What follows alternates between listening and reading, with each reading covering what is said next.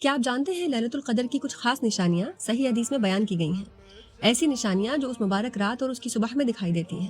آئیے جانتے ہیں حدیث کی روشنی میں لیلۃ القدر کی اصلی نشانیاں کیا ہیں۔ لیلۃ القدر کی رات عام راتوں سے الگ ہوتی ہے۔ یہ رات نہ بہت گرم ہوتی ہے اور نہ بہت ٹھنڈی، بلکہ بے حد متعدل اور آرام دہ ہوتی ہے۔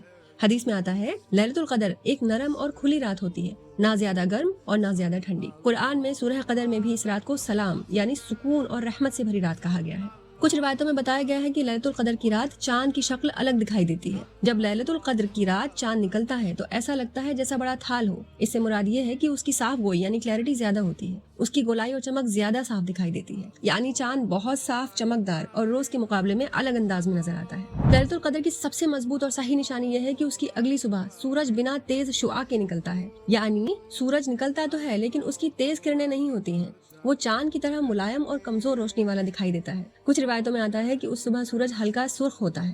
کچھ دوسری روایتوں میں اور بھی باتیں ملتی ہیں، جیسے نبی کریم آپ صلی اللہ علیہ وسلم نے خواب میں دیکھا کہ آپ کیچڑ اور پانی میں سجدہ کر رہے ہیں، اور 21ویں رات کو مسجد کی چھت سے بارش کا پانی ٹپکا اور آپ نے کیچڑ میں ہی سجدہ کیا۔ اس کے علاوہ رات میں ہلکی ٹھنڈی ہوا کا چلنا، دل میں خاص سکون اور عبادت میں لذت محسوس ہونا، کئی بار ایسے پیڑوں کو سجدے میں جھکتے ہوئے دیکھنا، یہ روحانی احساس ہے جو بہت سے لوگوں کو محسوس ہوتے ہیں۔ یاد رکھیے، لیلۃ القدر کی اصلی تیاری یہ نہیں کہ ہم صرف نشانیاں ڈھونڈیں، بلکہ یہ ہے کہ آخری 10 راتوں میں ہر طاق رات میں عبادت کریں، نماز، تلاوت، استغفار اور دعا میں وقت لگائیں۔ اللہ ہم سب کو لیلۃ القدر نصیب فرمائے اور ہماری عبادتیں قبول فرمائے، آمین۔